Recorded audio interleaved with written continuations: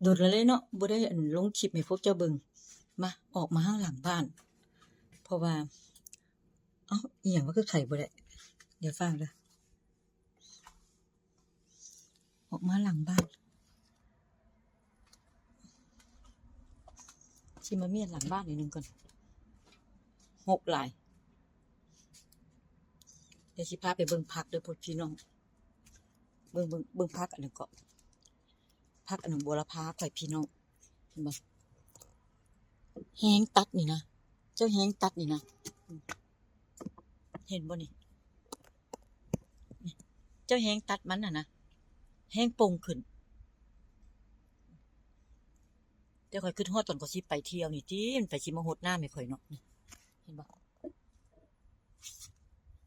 โอ้ยปีแรกนี่ข่อยปลูกผักอันอีหยังหอมอีหยังนี่หอมอีหยังไว้หอมลาบบ่หอมลาบก็บ่แม่นเนาะหอมอีหยังวะขึ้นงามปีนี้พี่น้อง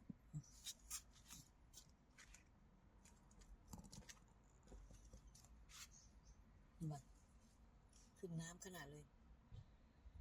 ขึ้นกินจนบ่ทันแม่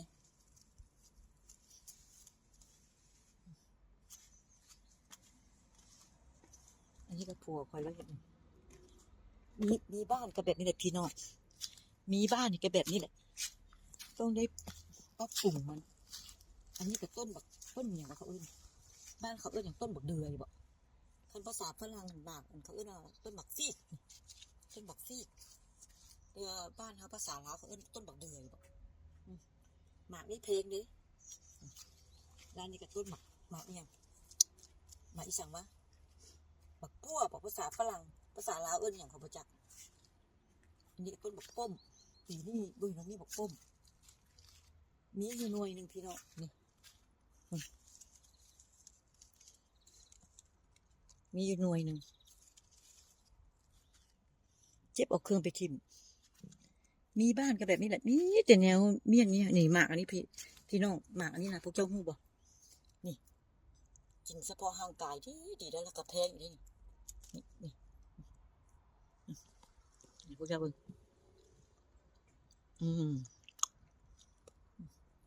แซ่บนี่คอยพาพวกเจ้ามาเบิ่งขึ้นอยู่นี่ต้องบักหลายเลยเจ้าเห็นบ่เพลงเด้อหมากอันนี้เด้อกับบุ้งเขาเอิ้นหมากอีสังนี่มาขึ้นบิดกินกันธรรมชาติบ่ได้ใส่ยานี่หยัง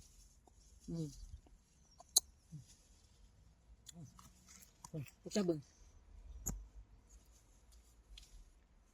คือดีๆนี่เป็นพวงเลยพวกเจ้าสิเห็นบ่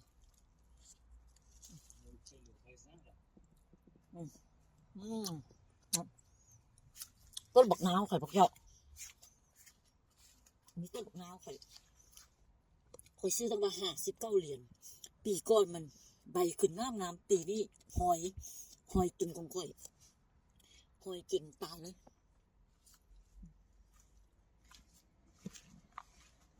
อันนี้มันสวนหลังบ้านของข่อยพวกเจ้าเห็นบ่หมากมันตายเนาะเฮ็ดเอามาเข้าปากกันบ่เนี่ย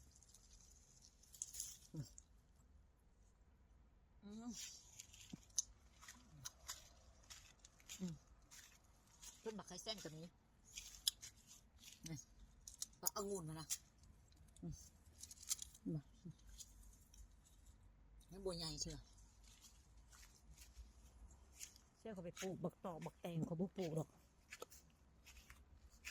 ปลูกมากกับบุ้ยสุดเด็กปลูกได้เท่านี้แหละพักนี่พักส่วนหลังบ้านนี่เท่านี้แหละสิมาเสร็จโต๊ะเสร็จอย่างนี้เลยพี่น้อง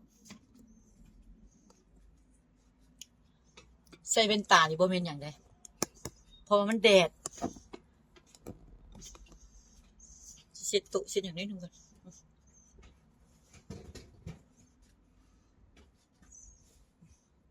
ผัวเขาเลยเห็ดสวนเสร็จนิดนึงก่อน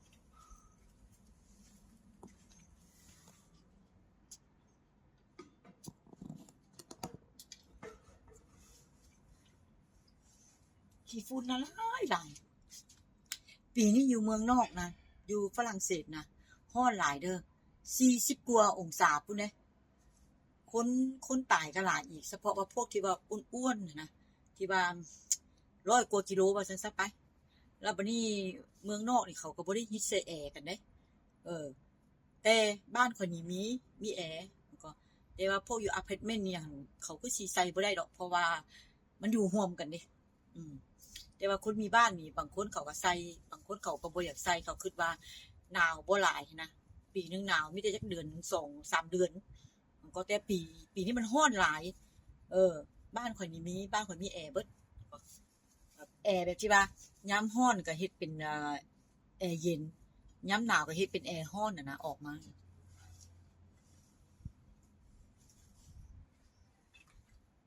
เช็ดเจ้าเบิ่งดูนี่เช็ดเบิดนึงขี้ฝุ่นบักหลาย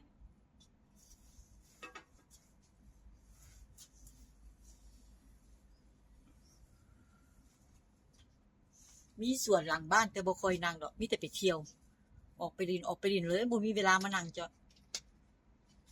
อันนี้ปวกกินนี่ผักตุ้งสักต้มคือ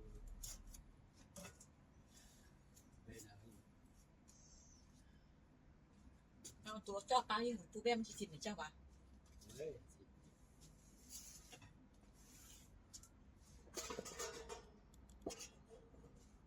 เช็ดขี้ฝุ่นหลายบ่เช็ดบ่ได้เด้พวกเจ้า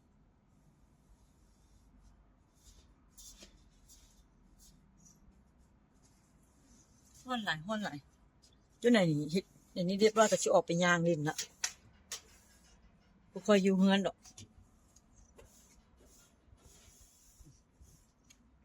อันนี้ก็เป็นเตาปิ้งย่างเนี่ยน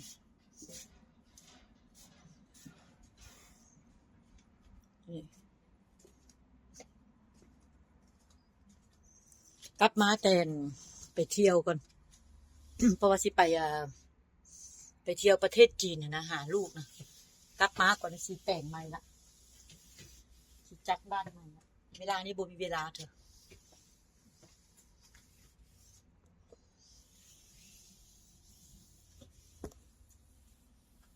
อันน้ำพักจังหดแล้วว่าปัวมื้อเช้านี่เด้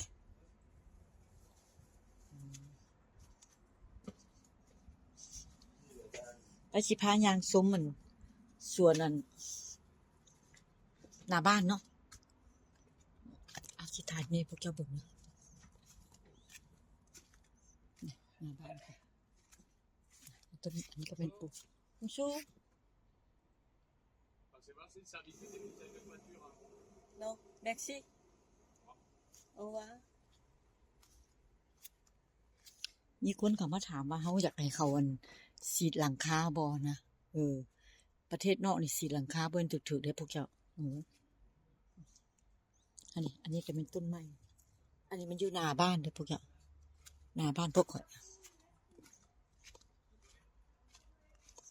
หน้าบ้านก็ปลูกต้นไม้นี่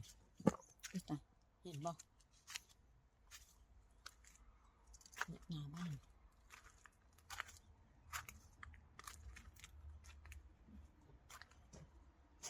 ดอกกุหลาบเขาอยู่ในข้างหน้านะดอกกุหลาบตัวนี้นะดอกกุหลาบนะมันฮ้อนหลายนะพวกชีวิตพี่น้อง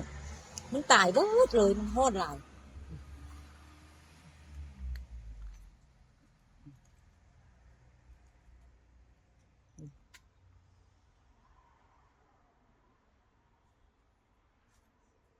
หน้าบ้านนี่แล้วก็เพื่อนบ้านแถวบ้านเขาอยู่นี่มีแต่เฮือนหลังใหญ่ๆบ่มีหลังน้อยอันนี้บ้านคนนี้มีแอร์เห็นบ่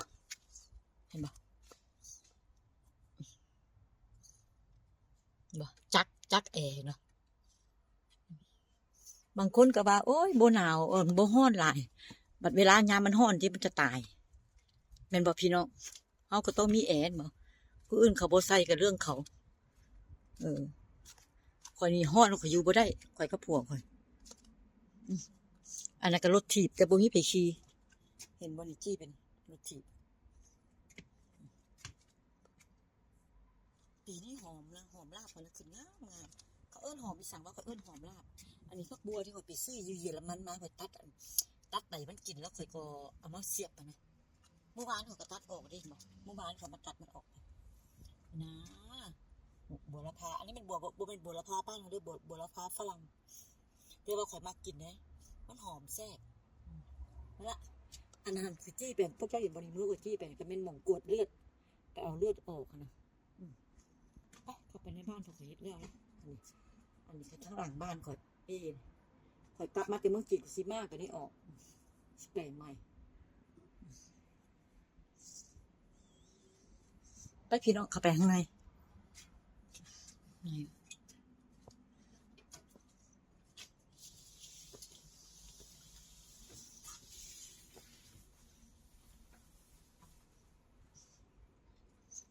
อันนี้เขาต้องไปเอาอย่างมันหนีบไปด้วยเลยต้องเอาอย่างมันหนีบใส่กับข่าวไว้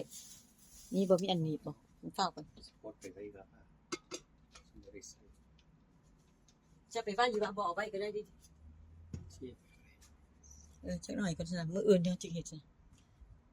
เสียงเขา เจ้าก็เอามาฉีบออกไปซะนะ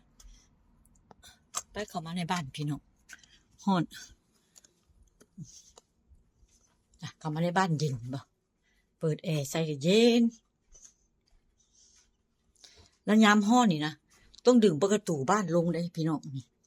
เห็นบ่ดึงลงเพื่ออย่างเขาจะเปิดนะเปิดแล้วแดดมันแห้งต่ำใส่กระจกเจ้านะมันแห้งให้บ้านฮ้อนอีก